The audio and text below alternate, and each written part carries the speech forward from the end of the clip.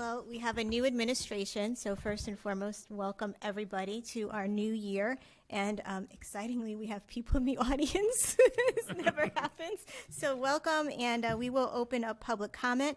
This portion of the meeting is specifically set aside for comments from the public who are asked to limit to their comments to 2 minutes. And would anyone like to come up?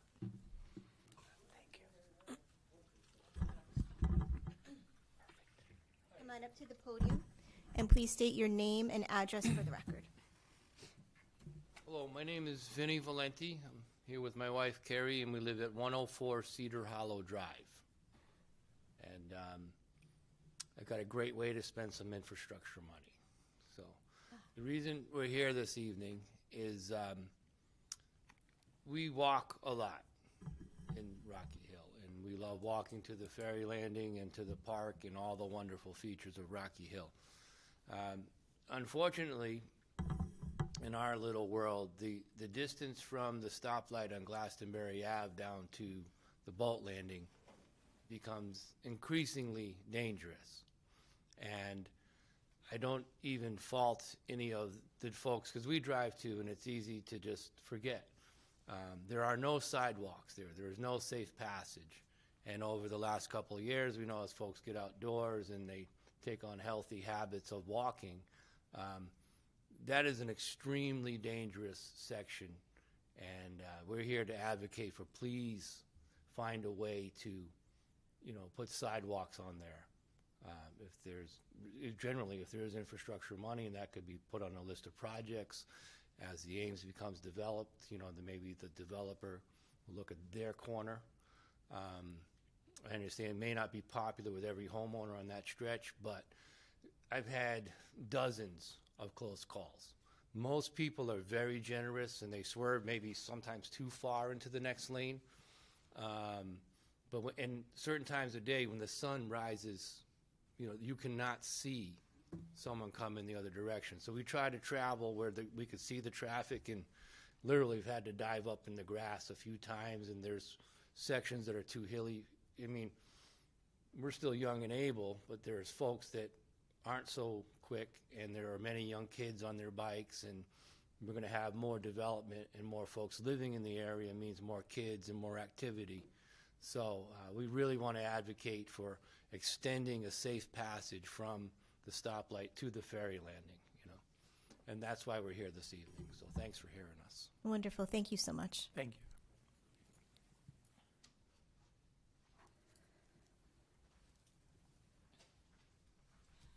Good evening. Tony Palazzolo, George Road. Good evening, Madam Mayor and members of the council. I am here this evening as a citizen and a voter of the town of Rocky Hill. Tuesday, November 2nd started out with a text from my neighbor as to where should she go to vote. Shortly after I returned the information, I got another text that said, "There's something wrong with the voting in Rocky Hill." She told me to go on Channel 8 where she had heard it. I caught it in time to hear Rocky Hill and the person's name, and that then they flashed a typed statement on the screen. I knew it was for a person who was running for office. It is my understanding that there is no law against stations releasing unverified information. I was shocked at that. And I do know that this letter was unsigned. The question of the ethics is on the shoulder of the station, but Rocky Hill needs to question from where this type of political messaging is originating. The people who are responsible for either writing the letters or sending them to the media need to be held to standards, as their actions affect our whole community. Is this how we want to be known on the air? Are the people who are politically bullying the opposition so insecure that they need to talk stuff about the opponents in order to win? My concerns about behavior such as this are: the bullies don't care about the reputation of our community. I thought that one of our goals was to want people to move here. It has taken a lot of people and many volunteer hours to build our reputation. It takes a brief minute to tear it down on the air. And when I thought about this after, I found myself very upset, because the reasons that I'm going to go through going forward really bothered me. It's more than just a thing on the air. The end never justifies the means. Additionally, the bullying leaves the opponent with a set of feelings that I'm sure they were upset as any normal person would be. Would you like this done to you? Do you think that the people will want to volunteer in a community that has this reputation? Volunteers can be in short supply in today's climate, and to face this type of treatment means that you are creating a poor climate for your community. Another point of concern is how other members of their family take this type of criticism. If it involves children who are old enough to understand that their parent is criticized on the air, it could affect them emotionally, particularly in addition to all the emotional concerns about children dealing with the isolation of COVID. And I'm sure you can understand that. Think of your own families.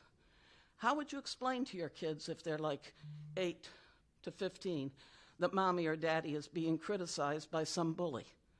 Think about it. It's nasty. Now as to why I'm here tonight. I have checked, and the only way to bring about change where a station cannot put up unverified information is to file a form with the State Elections Enforcement Commission. Their phone number is 866-733-2463. It must be signed and notarized. I am suggesting as leaders of our community that this should be put on your next agenda and used as an opportunity to cast a unanimous vote to request an investigation in order to start the question of remediation for our digital, unauthorized world. I think this is going to be more of a problem going forward. We are into a digital world, whether we like it or not. The old lady can sit here and I argue with my computer daily. But this world is here, whether I like it or not.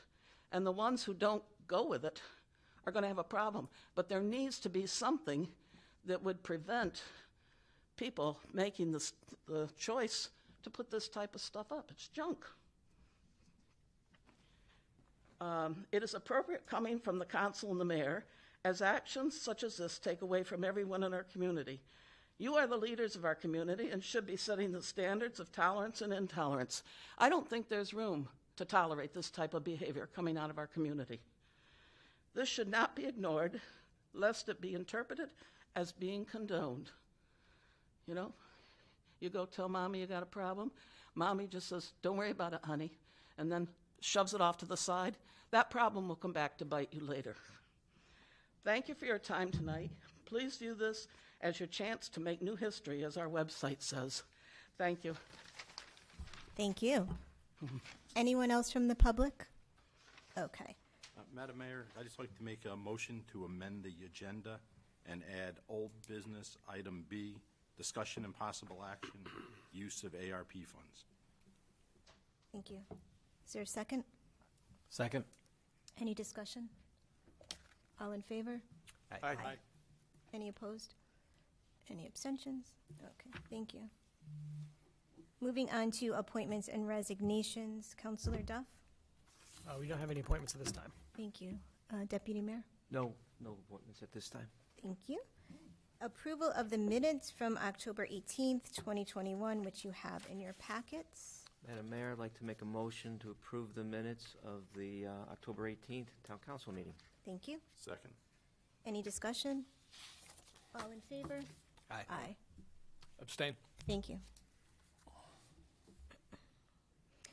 We're going to move on to subcommittee reports, seeing that we did not have any meetings except for one, I believe, which was Senior Liaison. Yep, the Senior Liaison Committee did meet, I think the last meeting of last session, October 25th. Just a couple of items. Senior and Human Services are accepting, I don't know if accepting is the right word, anybody that's in need of holiday meals can sign up through Human Services for both Thanksgiving and Christmas, and they can reach out to Melissa at Human Services. There is both the Renters Rebate Program and the Energy Assistance Program are ongoing, and anybody that needs help filling out those applications can also services. They will assist. Our senior lunch program is off to a good start or restart. They have implemented an online method of paying by credit card, so anybody that wants to 3 days in advance make a reservation to go can do so online and pay by credit card. since the last meeting. The fitness center is already opened. And Human Services is also looking for, I believe it's a part-time food pantry coordinator. So if anybody is interested in that position or knows somebody that may be.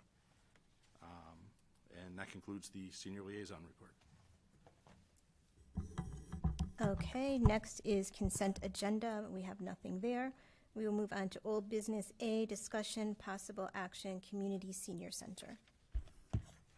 Yep, this will be the last time this item will be on town council agenda. In the future, we'll just monitor the closing of the closing out of the project through government ops. But they're wrapping up putting on the metal panels that used to be yellow, then turned pink, and now they're a brown color. I believe they're in the back of the building, so they should be wrapping that up. Last Friday, Human Services moved from 699 Old Main Street to the town hall where the Parks Department used to be located, so they're setting up their operation down there this week. We're going to be working on the parking, and the plan is, this is kind of a difficult layout because everybody likes to be close to the building as they don't want to walk too far as they go to their exercise class. So we're going to try to keep the employees from parking on this crescent parking lot in front of the community center, as well as the one next to the fire museum. We're going to let the town employees still park over on the side lot on, is that Church Street still, or, yeah, Church Street, and then try to leave the parking spaces closer to the building for the public. The new parking lot in front of the town hall is sort of an overflow where we're letting some of the town staff park out there, as well as when we have visitors coming in from the outside, especially Board of Ed, to have people park out on that side, and then hopefully they'll be leaving, and also overflow for town parking. And also we're going to be moving the town cars as well as some of the employee parking to the unknown parking lot behind the library that is so far just housing our metal paneling, as well as that truck that lifts the people up and so on. So so far it seems like the parking has been working out well. We had some well-attended events, and it hasn't gotten back to me about parking, as long as I can keep the employees from parking in those spaces that we designated for the community center. And lastly, we're still trying to get some quotes on fixing that sanitary pipe so that we can get those 2 handicap bathrooms back online. And that's the conclusion of the senior center Thank you. presentation. Thank you very much. And now we will move on to item B, discussion, possible action, ARP funding. Take the initial. Sure. The reason to add this to the agenda this evening, it's come to our attention that the Human Services Department is receiving an exorbitant number of requests for help for particularly mental health services related to COVID, both in the adult as well as the youth community. And they are looking for some additional help staff-wise. The ask is for 2 part-time employees, 19 hours a week, until this crisis subsides, as well as some funding for materials and supplies. I believe the total ask is a number of $50,000, which would be coming out of the ARP funds. So just open that for a discussion. I don't know if you want to make that a formal motion or, yeah. So I'll make a motion to allocate $50,000 of ARP funds to hire 2 part-time people at 19 hours a week, as well as additional material and expenses for a total of $50,000. I'll second. Any discussion? So, Councilor Greenspan, so can you clarify then, is the expectation that these will be open-ended commitments to these employees, or just a short-term engagement, only using the ARP funds, and that their assignments will end, when the crisis is deemed to be over? That's correct. It's used strictly for the crisis that were at hand and what the ARP funds were set aside for. These are not intended to be full-time positions or adding positions to the budget for future years. Okay, thank you. So it's more or less contract, like a contract employment as opposed to permanent employment. I don't know if it's going to be contract or part-time employees. But short term. Short term, yes. And I could clarify, oh, Chris, do you want to go ahead? I just want to clarify with respect to the resources, because we just literally found this out a couple hours ago. And I believe you had a conversation, correct, with Yes. Counselor Duff? Okay. So, and I don't know if you've shared this, so I'll just put it on the record. Of the ask for supplies, that would be for curriculums for grief groups, spectrum disorder groups, and anxiety/depression programming for COVID-related mental health disorders. Okay. Counselor Duff? Yeah, and this might be well, I guess it's two kind of questions. I think this is one of the things we talked about previously, making sure that we're ramping up our town's response in a number of areas and focusing on the people who need it most, which I believe is the intention of the funds. Do we know how people will get a hold of these? Is this an additional service that is already provided by Human Services but is being augmented, or is it something new? I think that it's definitely augmented, because in my conversations, even the reason why we haven't gotten these numbers sooner is because every day there's some type of emergency crisis happening, and it's pulling both Melissa and Lori in opposite directions. And also my understanding is that the police department is relying heavily on Human Services, which in the past they typically don't do that. So I feel that at some point we're either going to be funding the PD to get some type of, mental health services. And I know that Charlie, that's on his list to do. They're working with Newington, but that's farther down the road. And it was one of the things that we had discussed. And does that answer your question? It does. And I was just wondering how quickly, because this is certainly a need that people have, do we know how quickly we'll be bringing these resources online? I don't have an answer to that. I think that they want to do it as soon as possible. So I think as soon as they have the funding, they would be prepared to do that. And I do have something that will probably come up, I guess, when Mr. Brown presents. But it's good that we have these being done during. It's good that we're augmenting our resources in this area. Certainly, people come into crisis outside of business hours, so hopefully we'll hear a little bit more about other services that might be available, maybe phone lines and things like that. And if they're not, maybe something else that we would explore as we look to scale up around these areas, especially as the holidays kick in and an area where a lot of people do feel a great sense of loss. So I think it's a good area that we're approaching here to address this need. Sure. The police department has been for several months now going back like 6 months, experiencing a rather sharp increase in calls through their dispatch. So people are calling in through police dispatch for social service. So it seems to be the channel of preference right now to call in. So we're just trying to make sure that there's resources at Human Services to dispatch with the officers.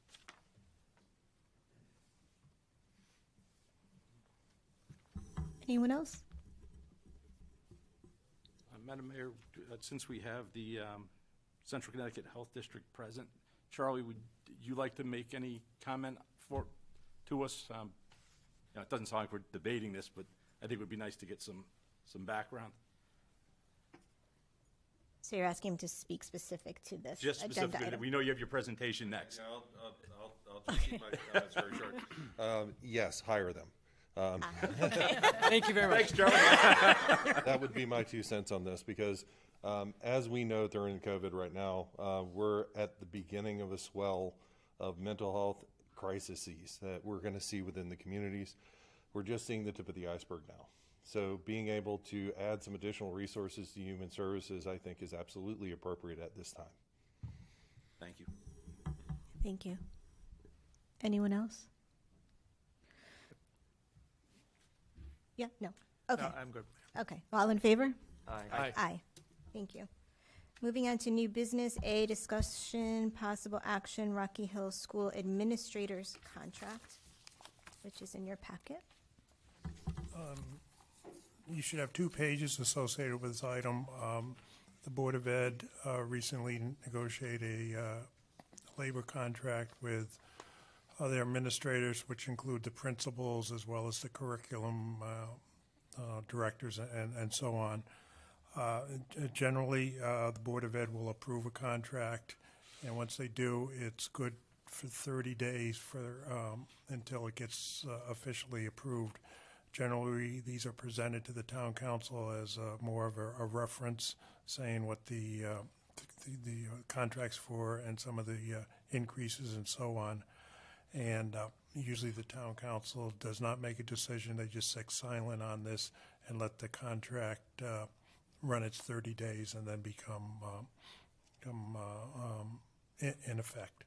So, as I said, I received this information, or the town clerk received this information from the superintendent. So we're just presenting it now as I recommend it as informational, and I would recommend no action be taken except, well, let's accept the agreement negotiated by the Board of Education. Okay.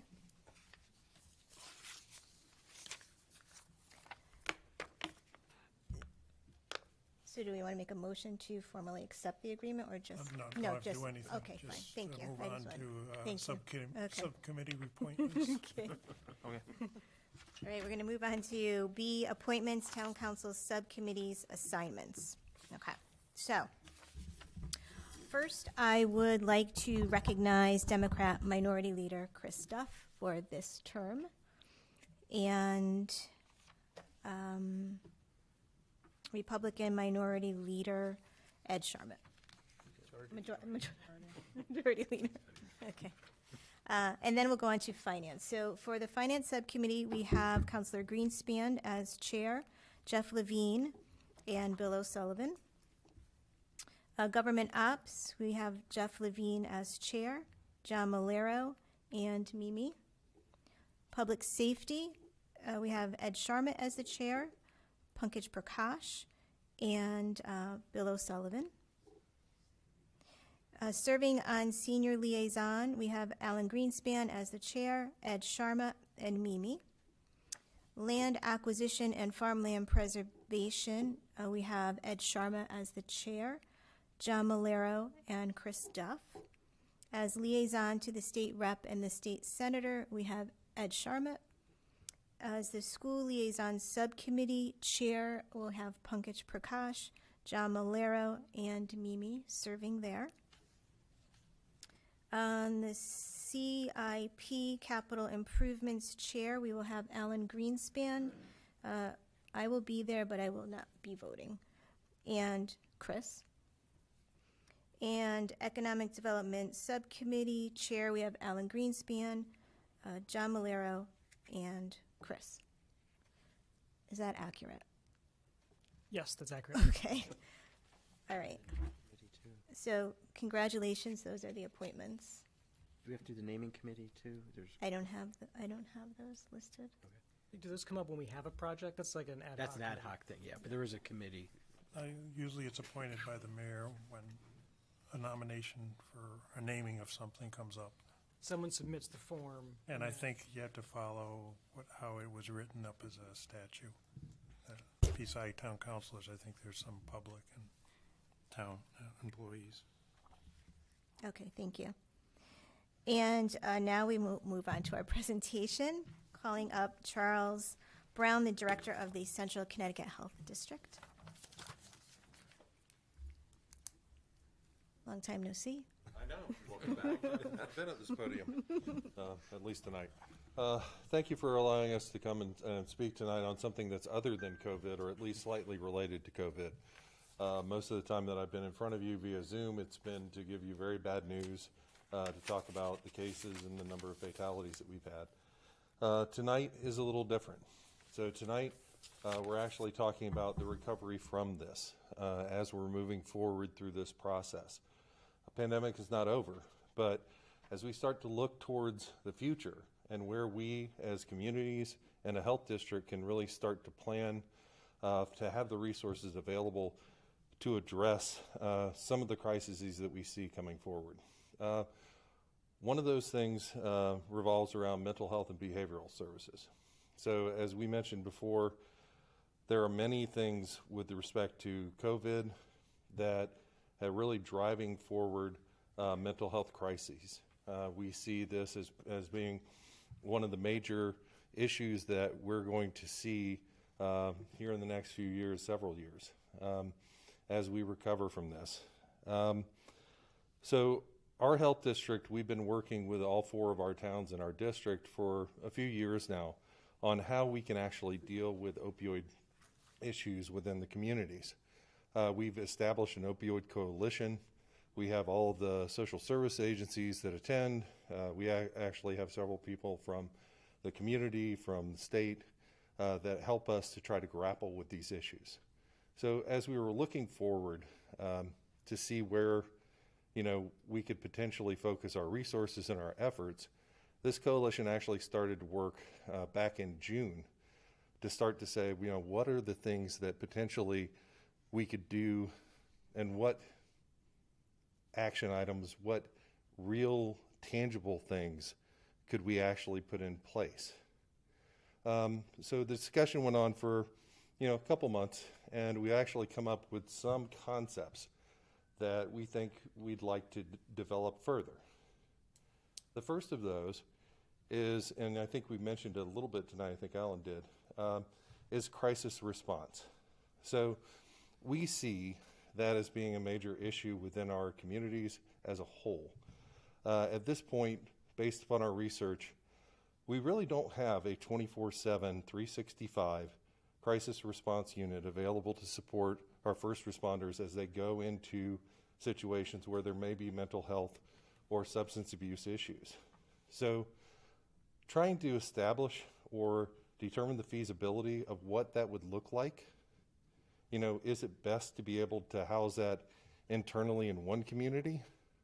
Or is it best to be able to potentially share that among the 4 communities within the health district? How that's structured, how it gets set up, and really what are the responsibilities and how it gets deployed. All of these things need to be developed further. We have a meeting to be able to talk to Chief Clark over in Newington, actually tomorrow, to begin that process, but the process takes time.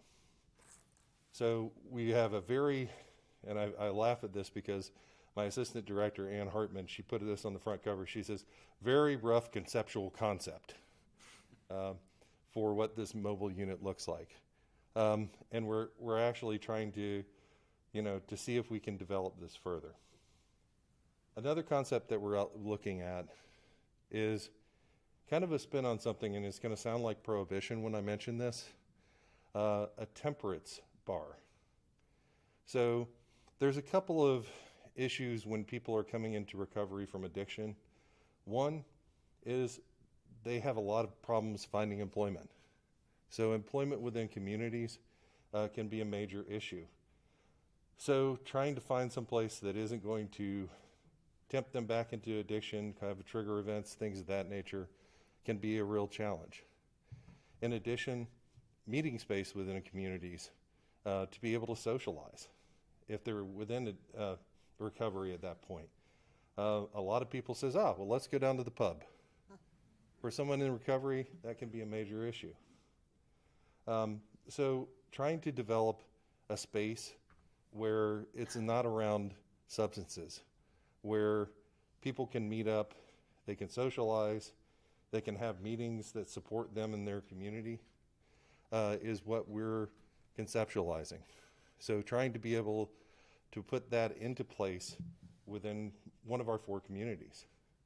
Working with economic development to try to be able to develop a business plan that could actually be sustainable. So use of ARP funding to give it a kickstart so that we could actually determine the feasibility of these projects is what we're looking at. And with that, I stand ready to answer any questions. Thank you, Charles. So, Charlie, any pilot programs? I know it's a rough, conceptual draft right now, but any pilot programs out there in the state or in the country? Are there anything? For the Temperance Bar, there's actually one that was developed that's in New Haven, North Haven, that we're trying to get more information on. We know that, further out in the country, out west, the concept has been developed further. Okay. With the mobile crisis unit, there's more to go on there, but it's how it can be operationalized within our communities is what we're looking for. So, for example, is it housed within one town and then accessed by others through mutual aid? Is it better housed and operationalized outside of the towns as a whole? How do we actually support the development of that? And when and how does it get deployed in a crisis situation? And is the vision more of like a shared service kind of a framework where we can share it with like our neighboring towns, or is it more like from town to town? Again, I know it's conceptual, but yeah, I mean, and that's what we have to kind of figure out, to be honest with you, Prakash, is trying to figure out if it's going to be a shared resource housed in one spot, or if it's better to define individual units within each town. okay. Charlie, the Greater Hartford United Way region, don't they provide a hotline, like a suicide hotline? Well, and call hotline center? support is one thing. Yep. This is more on-site. So as police, as fire are responding to situations, once they have them stabilized, they may not necessarily have, the social service background to be able to provide the appropriate resources at that time. So having somebody that can actually deploy in a time frame where it's not covered by, the more regional services like intercommunity is really what we're looking at. Because what we're seeing more and more often is that these types of crises, they happen at 1, 2 o'clock in the morning, So the ability to actually get somebody stabilized and start working towards resources to be able to bring them to recovery, it's a finite window. In addition to this, one other concept behind this is to be able to have the resources to follow up over time. So it's not a one-time scenario where the police deal with that crisis. The team would come in, help deal with the crisis, follow up, refer them to recovery coaches, and beyond. Your question. So, Mr. Brown, are the first responders in Rocky Hill and the other towns in the district, are they maintaining data on how many calls they get of that nature, where they think this type of supplemental resource will be helpful? How many calls per week, per month, which shift or shifts are generating them, so we can get a sense as to how much and man and woman power we need for this? Yeah, and so that's really what we're looking at trying to determine. At this point, we're at concept to determine if, where's the best place to deploy that. So gathering those resources, that data among the 4 towns to help inform this concept further. So we're talking about, then it sounds like some type of training or some type of new protocols for the first responders as part of their checklist, kind of information that they gather and compile. Either that or development of the resource itself. So it could be at the end of this process that, the best route is to establish a team to be able to cover those hours within the 4 towns that are not being covered currently. It could be, recommendations for augmentation for social services, where there might be a licensed clinical social worker that could be paid an additional stipend to be able to cover those services as well. Okay. I'm trying to get a handle as to, what's your starting point for knowing how many people you need, what shifts they need? Is there some, do we need one? That's the gist of it. That sort of thing. But it sounds like we need to start with some data gathering. Right, that's the gist of it. Okay, thank you. Also sort of along the same line, so and obviously this would be in development, but it would be something that sometimes the dispatcher may need to know to send that person right away. And presumably other times the PD or the fire department may say, hey, we got here, we discovered this. So would both of those hopefully occur? Or Yeah, I mean, it's one of the things that we're actually starting that conversation with Chief Clark in Newington tomorrow. Our initial discussions, the first responders were concerned about bringing, mental health resources into a situation that might be volatile. So making sure that they can at least stabilize the situation before they called for resources either through dispatch or through direct contact. But it could be both. Thank you. Charlie, just a question with it. It sounds like this is an ongoing problem, and we're trying to solve the issue. Is there any programs at any of the local hospitals that we may be able to partner with? St. Francis or Hartford Hospital or Middlesex, that may have somebody already on staff at these hours that. Well, that's one of the potential solutions that we're looking at. Trying to identify if there is a hospital that we can partner with would be one way to kind of solve this issue.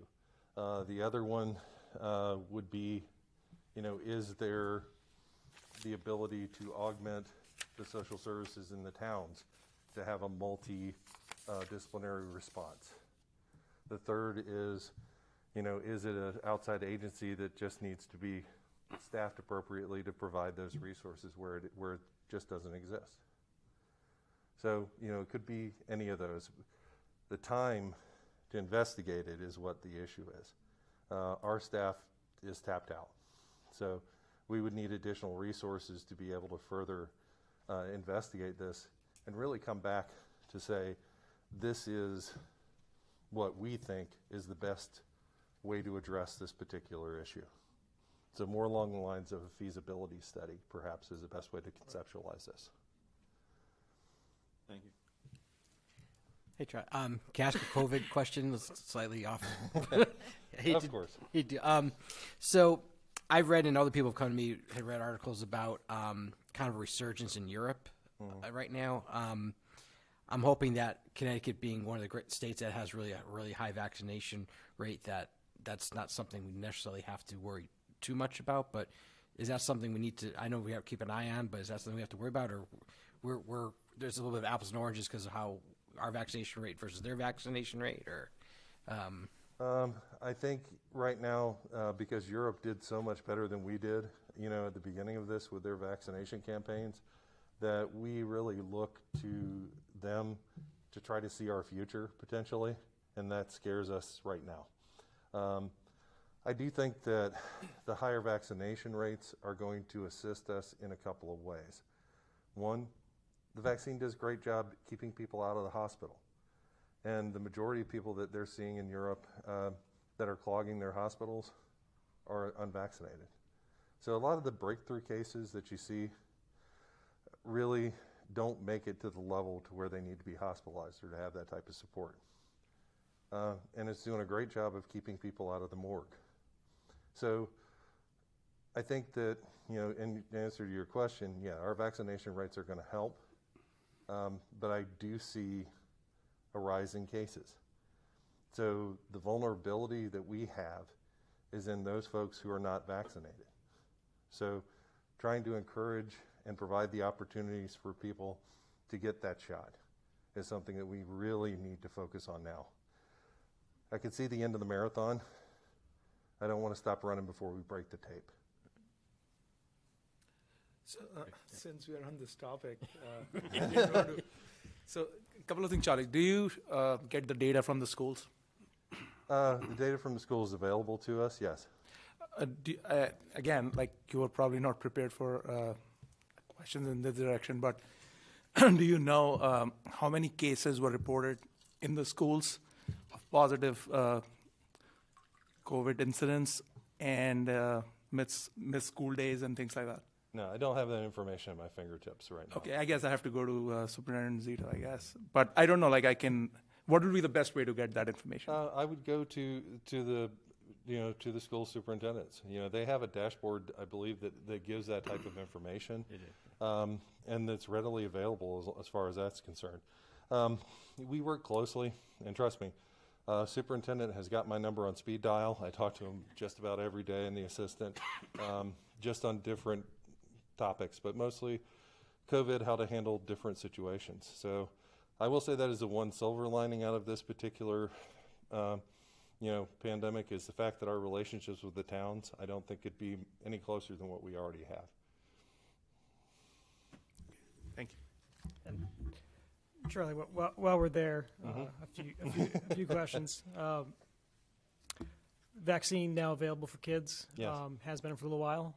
How is the data looking for parents who might be concerned? I understand there are some folks who are vaccine hesitant.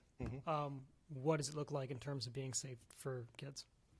From all the studies that I've seen, as they've approved it, going down the spectrum, it is probably one of the safer vaccines that we've dealt with.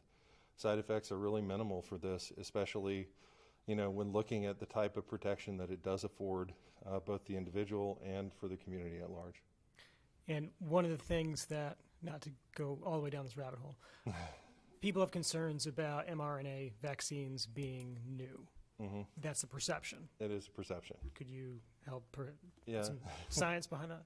Yeah, actually, the mRNA vaccines have been in development for decades. So they've been working on this, and it's had the opportunity to be able to come to the forefront in this particular scenario.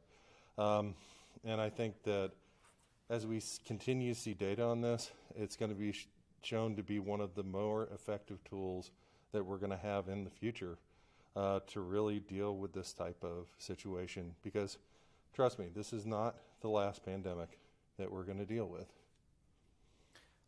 If people have been vaccinated for COVID, should they still get their flu shot? Absolutely, 100%. You can actually get it on the same day.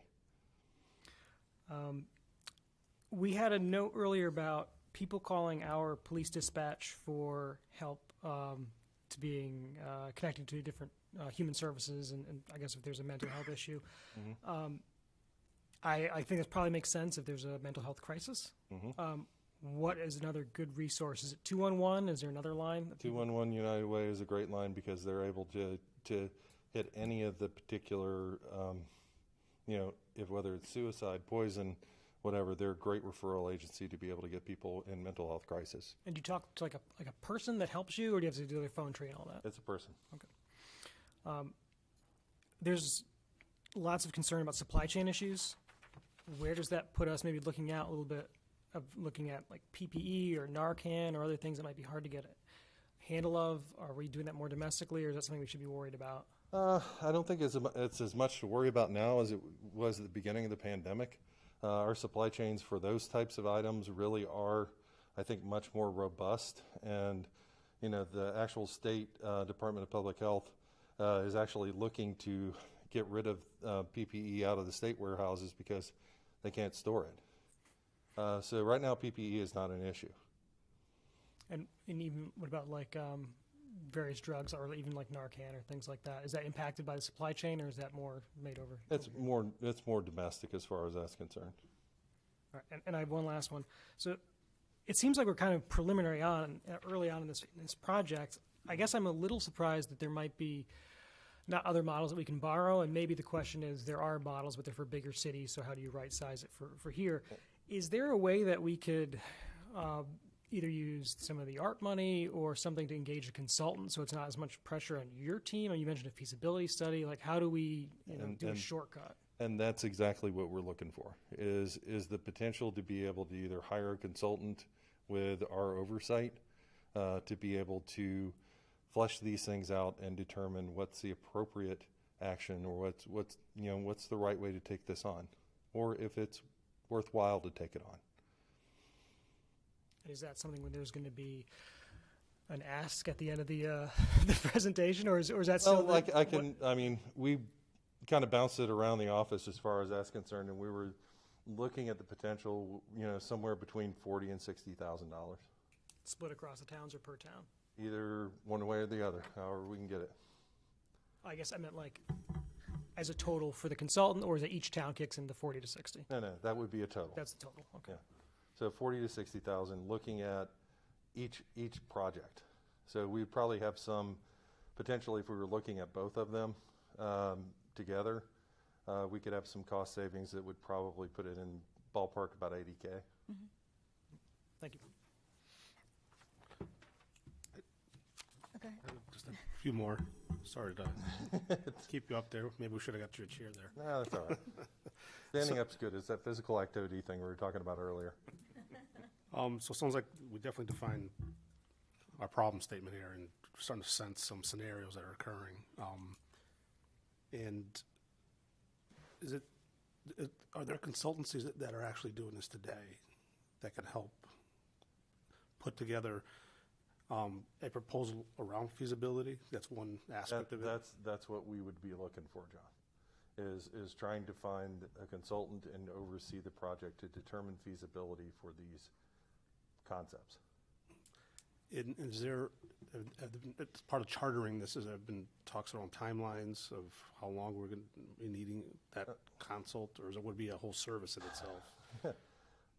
And realizing I'm shooting from the hip here, it'd be trying to find the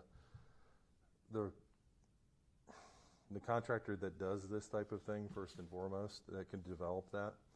If there's time to be able to do that, working with it, ballpark maybe 3-4 months, all told, at the low end, high end maybe 6. And would you be coming back once we identify and actually put that proposal in front of the council to state this? Here's the approach that we would come back with a final report to be able to say, these are our recommendations. This is where we think the feasibility exists. Would actually be prior to starting that. In other Yes. words, will we come in and say we found the service? Oh yeah, we could do that. Here's the approach, and here's how we're going to tackle how we're going to do the feasibility. Yeah, is that something you're thinking of doing? Absolutely. Okay. No, I think it's I think it's an early identifier. I think it's a great idea that we're identifying this early on and trying to figure out how to tackle it. But I don't have any additional questions. Okay. Well, I think there are two phenomenal ideas, and I know that the mobile unit is something we definitely need. The temperance bar, the sober bar, is a really cool opportunity for us as a community. I think from so many different levels, from the economic development level, for offering spaces and resources for folks, and I go ahead. And I really think that investigating things like this and putting them forward really sets Rocky Hill ahead in trying to define what a recovery-friendly community really could be. Mm-hmm. I agree. And so I guess the question is, you're vetting both of these things right now. And so if you had to choose one, right, that you thought we could get behind with a feasibility study, do you have Do I have a preference? Or not even a preference, but what do you think is more realistic? The more realistic of the two, I think, would be the mobile. Because I think that those questions can be answered, and it takes some investigation to be able to work out what protocols and everything could really be done. But the legwork on there, I think, is shorter than what the temperance bar really could be. The temperance bar I like as a concept because, being able to work with economic development, being able to provide an opportunity for folks, as they work through their recovery, I think is a very innovative concept. Okay. Anyone else? Okay. Would anyone like to entertain a motion to set aside 40 or 60, was it? Well, divided by 4 towns, right? Divided. Do you intend to do you intend to go to the other towns at this time? We can make the ask. I mean, that's what we can do. I'm not sure where their heads are with respect to ARP funding. So any assistance that we could get in engaging them in their leadership would be gratefully accepted.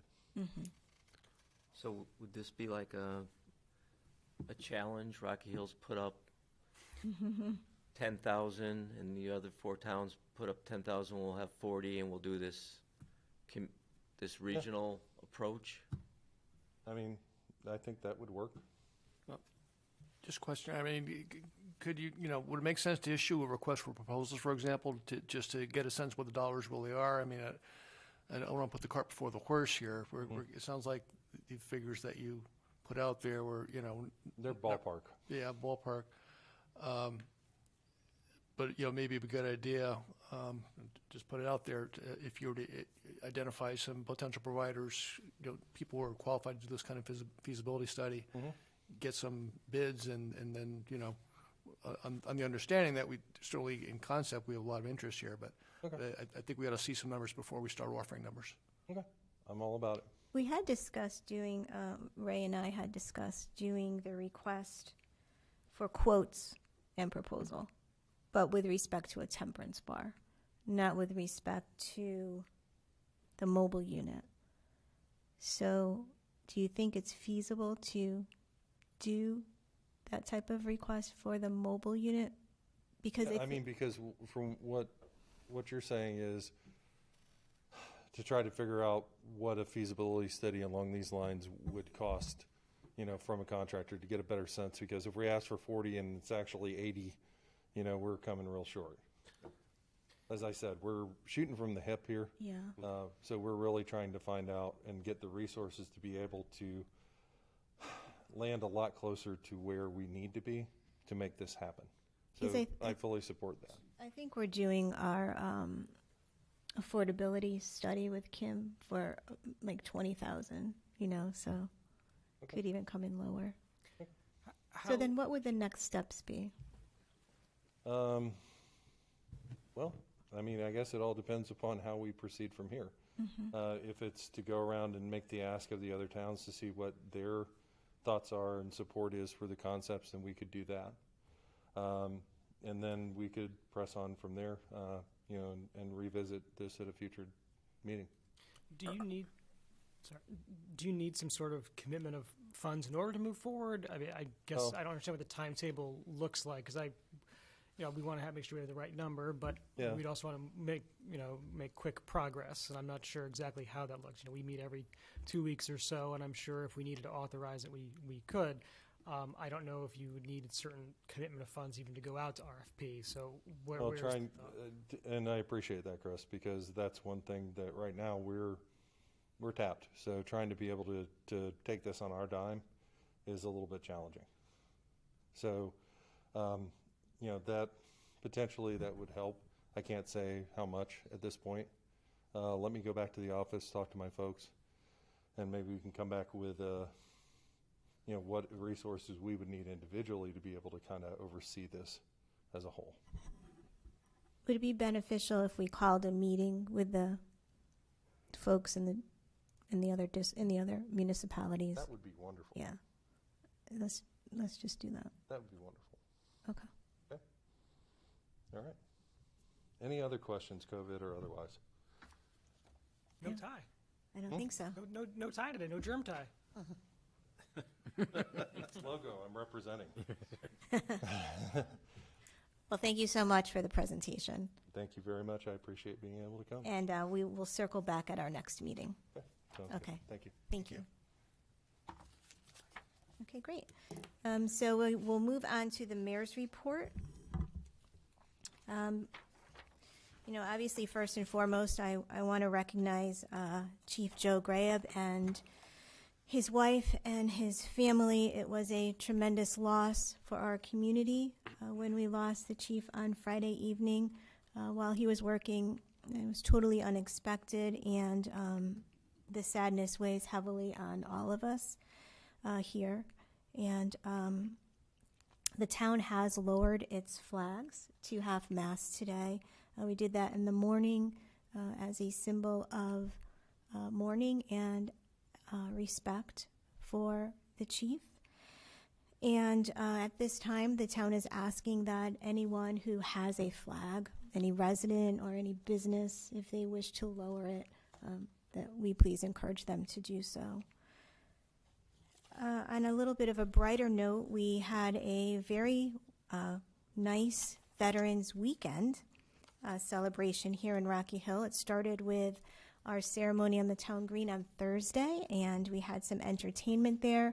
I believe we had about 125 people, and so it really felt like a celebration. And after that, we had a nice luncheon with some more musical entertainment at the Senior Community Center, which I have to tell you has just been packed lately. It's really incredible with 50, 60 people coming to lunch, and we have 3 rooms, and I call it the great room. I know that's not the right word, but the room that we subdivide up where people can eat, and every section of that was just filled with somebody.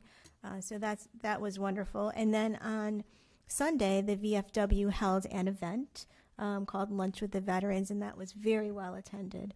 So to all of our veterans out there, on behalf of the council and the town, we thank you very much for your service, and we thank your families as well. Let's see. So this week, well, before I tell you that, first, next month, Dana McGee will be coming to talk about the new commission and some of its training. She's created a handbook, so I'm referring to the Commission on Inclusion and Innovation, and she will be sharing all of that with us. Our Gingerbread House Challenge is back, so stay tuned for all the details. Very likely it will be in the library again, and then we're going to incorporate perhaps some community judging at our winter festival. So that's sort of in the works. So stay tuned on how you can participate and how you can also potentially be a judge. And I'm hoping that we can get Andrew Gernhard, who is the Hallmark producer, who you know is stationed here, located out of Rocky Hill, to help us out again. We actually still have all of the stuff that he gave us from his films in our storage in the library, so we may just put it out anyway. This week, I will be having my first special committee on the opioid settlement. So our committee is going to be working closely with Attorney General Tong on determining the guidance for all of the municipalities across the state on how best to use that settlement money and how it's going to be divided and so on and so forth. Lisa, that's the Yes, sir. committee through CCM? It is through CCM, yes. That On Sunday, the Rocky Hill Athletic Hall of Fame will take place, the induction ceremony. So a big congratulations to all of those future winners on that day. And December 3rd, we have a ribbon cutting at Salute Restaurant. And then I think that's going to be in the afternoon, maybe around 3 o'clock. And finally, on December 8th, we have our Rocky Hill Juvenile Justice Forum, which will be at 7 p.m. in the Community Senior Center. So we will not see you again until December. So I want to wish all of you a very happy, healthy, and safe Thanksgiving. And that concludes my mayor's report, and we will move on to the town manager's report. Thank you. Tonight, the MDC is having a meeting in Hartford to set their budget, I believe, for next year. It looks like the water rates are going to hold. The increase is going to hold to just 4 cents, so it's going to go up to $4.09 a CCF. On the sewer side, there's a customer service charge that has been $7 a month, and that looks like that's going to be going up to $9 a month. And as far as the ad valorem, it's overall going up just over a little bit over 3%. And it looks like the impact to Rocky Hill would be about $35,600 over last year's. Again, it's a little different because they're on a calendar basis and we're on a fiscal year basis, but based on their calendar year, it's about a 3.1% increase. Just checking, if the council are interested in having the MDC people come in either December or January to talk about their budget. You can try to schedule something for that. I don't know how soon, at least by January. So I'll try to do that for those meetings. I passed around an email that I received from Murrah after our last meeting with a little more information and a mini PowerPoint associated with that opt-out part of the agreement that we have with Murrah, which pretty much for the next 5 years, Murrah will take our trash and transport it somewhere or do something with it. But there is an opt-out clause in there that the towns could take. As I mentioned before, they did go out for an RFP supposedly to get a company to come in and do that rubbish removal, take it to whatever state is willing to accept it from, as long as DEEP designates Murrah as a transfer station, in which they're working on right now. And also in their PowerPoint presentation, there's some projections of the tipping fee increase over the next few years and so on. So as of right now, the town hasn't responded one way or another, and I haven't received any additional information since this email was received. So I believe at some point in time, either maybe at the Finance Committee, if we get more information, we can discuss this and make a decision whether the town wants to opt out or just keep that option available, because there are only a few. I don't know of any other options available except for having our haulers take the trash to Murrah for disposal, most likely to either out of state by truck or by train. Did receive a notice from DOT, Connecticut Department of Transportation, that they're starting a project of installing one-way signs with flashers to try to keep people from entering the I-91 and other highways in the wrong direction. So Rocky Hill would have it be put at exit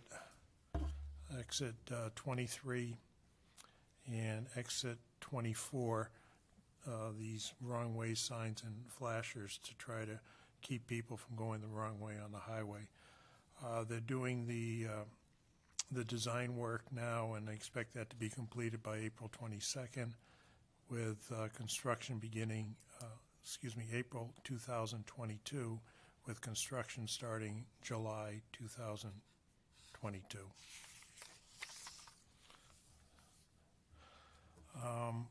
Those people that are on the Land Acquisition Committee, Ray is working with UConn to set up a date between now and in the next couple weeks for them to come in and do a presentation or a discussion with the committee about that study they're going to do on the Stratska property. So as soon as we find out something, we'll send it out, and then if you want to have the meeting or not, that's a choice. We're thinking perhaps even next Tuesday. I don't know what the Thanksgiving schedule is with you, Ed, if you're having trouble finding a turkey Yep. and so on. So you may need that time for that, but either that or sometime. That would be in the morning? Well, we're seeing what their availability is. Mhm. So at the lunch I had with the town managers a month ago, Newington and Weathersfield was interesting in going in with Rocky Hill to get a new large boom mower to cut this grass along the side of the roads, the highways sections, as well as probably Stratska Farms now. Since then, Weathersfield sort of backed out, saying they want to use the funds for something else, but Newington's still interested in doing it with us. Public Works, Steve and Joe will be meeting with Newington to finalize something. It was good when we had Weathersfield in there because it looked like it would be like a $50,000 commitment. If Weathersfield drops out, then it could be, if we move forward with this, could be up to $75,000. At the moment, it seemed like Newington was quite interested in housing it as well as maintaining it, so there may be some costs associated with maintaining it if we move forward with this down the road. The strange thing is that Newington really wanted it during the winter months for something, cutting some of their grass down around the streams and so on. So if that happens, then it looks like Rocky Hill would have a good use for it during the summertime when the town really needs it. But as I said, they'll be meeting in the, next week or the following week to see if we want to move forward with this. Also, Steve did get a hold of somebody at Pink Bag, and Pink Bag is interested in coming back to Rocky Hill, but under a new format, where people would have to schedule a pickup by phone or online, and then they would place their Pink Bag on their front step or by their front door, and the town would receive a nickel for every pickup. So as opposed to the way we were doing it before, where the Pink Bag would go out the same day as the recycling would be picked up, and the town was getting $20 a ton. So we are supposed to be meeting up with them and discussing the new option, which seems to be one way to try to take the clothing out of the solid waste stream. Downstairs in the community center, the town did put up a plaque, I guess probably tied into Veterans Day, honoring the six military service divisions, I guess. And so it was put up, I think it was last week. We did put it up. It's further down as you're heading towards the exercise rooms and the art room on the right side. And and I guess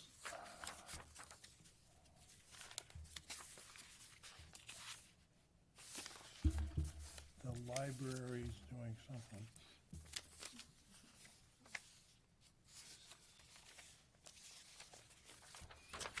Sorry.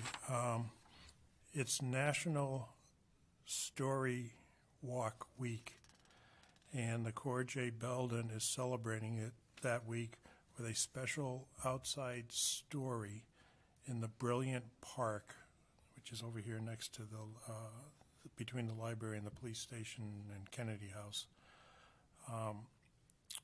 Story Walk is an innovative and delightful way for children and adults to enjoy reading and the outdoors at the same time. Laminated pages from a children's book are attached to a wooden stake which are installed in the park. As you stroll down the story trail, you're directed to the next page in the story. Story walks have been installed in 50 states and 13 countries. Rocky Hill's book is Big Dance, and the activity will culminate in a dance, move, and read together program on Saturday, November 20th. So that was from the library. And so far, the town's received one application associated with that $5,000 small business grant that was approved at the last meeting. And that's it. How did we notice that, John? Did we put a notice in the newspaper for the grants? Which one? The grants. story walk? Yeah. No, the grant. Yes. Well, it's been. There was an article about it in the Rocky Hill Life. Rare Reminder last week. Ray's put in a little sort of like tombstone for the next 3 editions of the Rocky Hill of the Rare Reminder, announcing it, and he shared this with the Chamber of Commerce. And when is the deadline? Was it December? It's beginning of December 1st. Do you feel like while we're here now, we should extend that? I would say, One and I wouldn't put, I would, yes, I would say so, but you may just want to give it a longer tail to give the people the time, because you are hitting the holiday seasons and so on. But as I say, we would take anything that came in, and we'd have to set up a special meeting with the economic, the committee, Alan, or the commission? I think it's the Development Subcommittee. Subcommittee of the economic subcommittee, because the commission is meeting tomorrow, but not. So I would just say probably be wise to extend it, yes. So, Or you just want to wait until we have. no, December 1 is what we said is the date to have submissions in, the deadline, the deadline to have them in. application deadline. For phase one. And should we extend it, are we looking to extend it 30 days? I mean, we're just getting the information out. We're at the 15th of November. So Yep. would a 30-day extension be enough to get some applications in? If people are interested is, Yeah, I would say maybe even, I'm just saying that so far we got one in. right. And you had a large amount allocated towards it, so I'd even go further, but Maybe That's phase 45 one. or 60 days because you have the holidays coming. Sure. To February 1st or something. Okay. So I'll make a motion to extend the deadline for the $50,000 grant program for 60 days beyond December 31st. And Okay. I'll second. Any discussion? Well, just a point of order, can we do this? I mean, it's not on the agenda. We need to add it first. As part of the town manager's report, we can't. I'm sure the town manager's report opens up, I just don't know. I'm just not sure if we can All right, so we'll do this procedurally. We'll be safe, we'll amend the Alan- agenda. I'll say, So let me first what start- Alan said, add it to the agenda. So I'll make a motion to amend the agenda under new business, to add new business item D. Discussion, possible action of extension of the town grant, $50,000 grant program. I'll second. Any discussion? All in favor? Aye. And now I'll make a motion to extend the $50,000 grant to, what do you say, December? So 60 days beyond December. Say January 31st, January End of 31st month. is fine. January to January 31st. And I'll second. 2022. Second. Okay. And this doesn't preclude us, we're not waiting until that period to start issuing the grants, right? Are we going to evaluate them as they come in? Because I thought we had talked about moving them, wanting to move forward On quickly. a rolling basis. Yeah. So they'll be evaluated on a rolling basis using some mechanism through the Economic Development Subcommittee. Correct. Any discussion?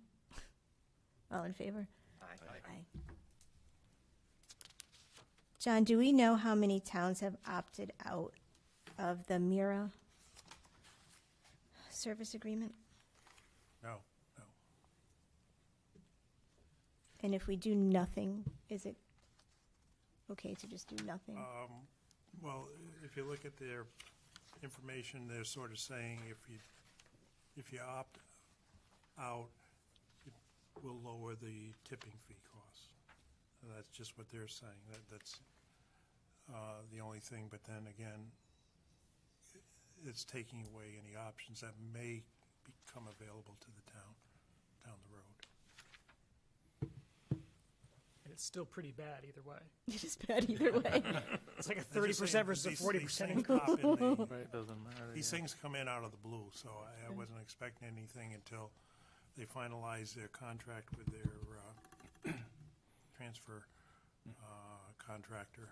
But then again, I think the state of Connecticut still has their hands in it because they have to grant a permit for them to change from however it's classified what they're doing now, I guess, by collecting it and burning it to supposedly create electricity to just being a collector and a packer and then shipper of garbage. May I pose a question about that, Madam Mayor? Yes. John, is that a truly done deal, the shutdown of the plant and converting to a transfer station? Or is there any possibility the infrastructure money, now that it's going to be showing up pretty soon, could be used to bring the plant back? The first part of the question, it's pretty much, as it stands right now, a done deal that they're going to end June 30th operating the way they have been over the past 30, 40 plus years. And then their goal is to get a permit from DOT, from DEEP, to switch over to a transfer station. As far as using the money that's flowing in from all over for that purpose, I don't know. Well, not for that purpose of facilitating the transfer to the transition to a transfer station. I mean, the whole idea about scrapping the plant and switching to a transfer station was dollars. It was going to cost a huge amount of money to upgrade the plant, but that was before the infrastructure bill got enacted. And I just wonder if that creates new opportunities, because it was all just a matter of dollars and cents, as I understand it. Well, I think it was to the environmental other things. I didn't think the state had such an interest in allowing it to happen anymore. I don't know. I don't know, with new technology, I mean, just trucking it and dumping it in other people's states, just that doesn't seem right. Well, that's why we're going to start exploring some pilot programs, potentially, if we get some grant money from DEEP. So one of the things we've been working on the past year is how can we divert our solid waste and how can we reduce what we're putting in there so that what has to get diverted is nominal. Right. Absolutely. Yeah. The other thing is, can we look into what East Hartford did? I know I say this often, but East Hartford got out of the mirror contract, and I think they're dealing with the Southington transfer station. And I don't know if it's just for recycling or just for solid waste. But I just saw a blurb that the mayor said, the former mayor said, she didn't run for re-election, but they broke their contract, and so they found a deal. And I don't think they would have done that deal if it was going to, be expensive. So I'd like to look into what is the deal with Southington. And I know that our trash consultant is exploring where we could put potentially some of our waste if we do a pilot program. But the interesting thing about it is that there are not a lot of these stations like what exists in Southington. And the consultants believe that soon, in the near future, these places are actually going to close because we just don't have the market here in Connecticut. And they're going to go off to Europe. So there has to be some other solutions, because even if we were to transfer to Southington, that plant may not be there very long.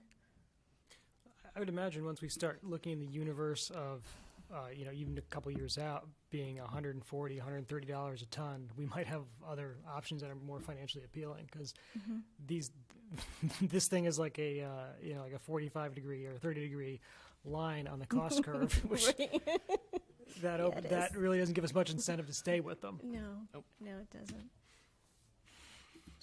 Okay. I know, John, we didn't touch on this, but do you have any update on the app? On the website app? I don't have any specifics, but it should be coming up in the next couple weeks. But it's getting close. Okay. We got the website up. Yeah. Congratulations on that, definitely. Yeah. See, if John Murphy was here, he could answer. Okay, anything else? No, thank you. No. Okay, so I will entertain a motion to adjourn. Madam Mayor, motion to adjourn. Second? Second. All in favor? Aye.